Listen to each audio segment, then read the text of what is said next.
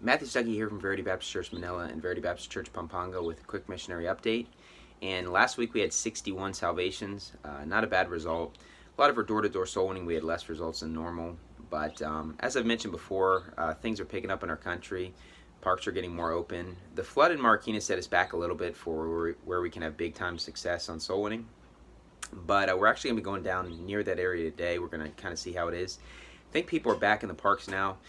This week, actually today, depending on when this video is uploaded, but while I'm making this video, it's actually December 8th, a Tuesday, which is the Feast of the Immaculate Conception, the Catholic holiday celebrating the sinless birth of Mary, that she was born without original sin. And so, this is a holiday yearly in the Philippines, probably in other places as well. And we're going to go soul winning all day today. We have a big amount of people that I think are going soul winning. I'm not sure how many people, but that's December 8th. So I'm hoping we can hit 100 salvations this week, which is something we haven't hit for a while. It is a little bit rainy here this morning, but I don't think it's going to be rainy later today. And if it's good, we're going to be going door to door in the morning. In the afternoon, we're going to kind of hit parks and see how that goes.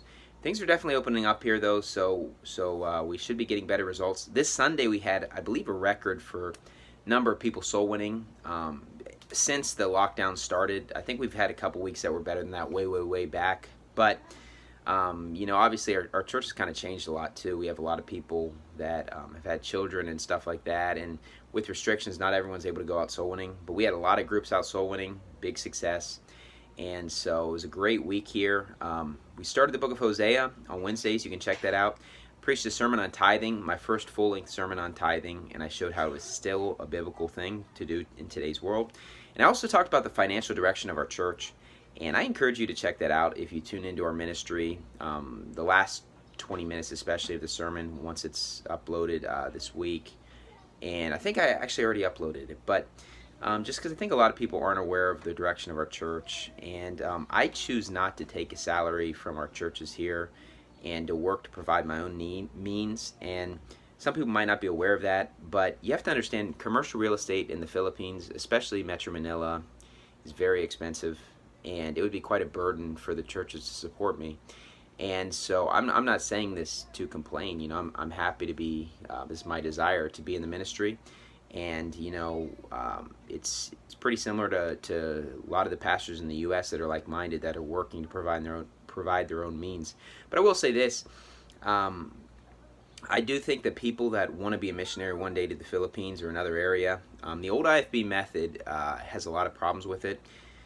And you have to understand that if you're being sent out by one local church, you're not just getting supported by 100 churches where you have a certain amount of money coming in. So I would just say that you need to make a financial plan if you're going to move. And as I mentioned in the sermon, as I've always said, I think it's great if someone can be full-time.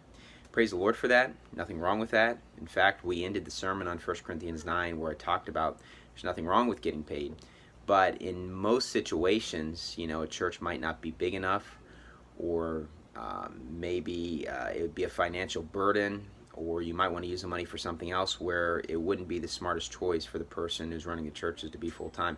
Here in the Philippines, it's considered a sin if you work a secular job. From Baptist churches, they say it's a sin to work a secular job and be in the ministry, because they say if you're really called by God, then you'll be full-time from day one. And so that was kind of an attitude I was preaching against, because and what happens is the men are full-time, but then their wives are, working the job to provide the money. So it's complete hypocrisy. Obviously, the Bible doesn't teach that. But anyways, check out the last 20 minutes of the sermon if you want. It talks about the financial direction of our church. I talk about tithing. And then I preached a sermon on holding up the hands of the leadership with the story of Moses. It's funny, in Exodus 17, you see this story. You see that Moses gets help to win the battle. And then in Exodus 18, he's still trying to do everything himself. It's like he doesn't get it, because he's trying not to burden the people. So I talked about that. So anyways, we're looking forward to having a great week. We're going to have soul winning here just in a little bit. And so continue to be in prayer for our church. Thank you, and God bless.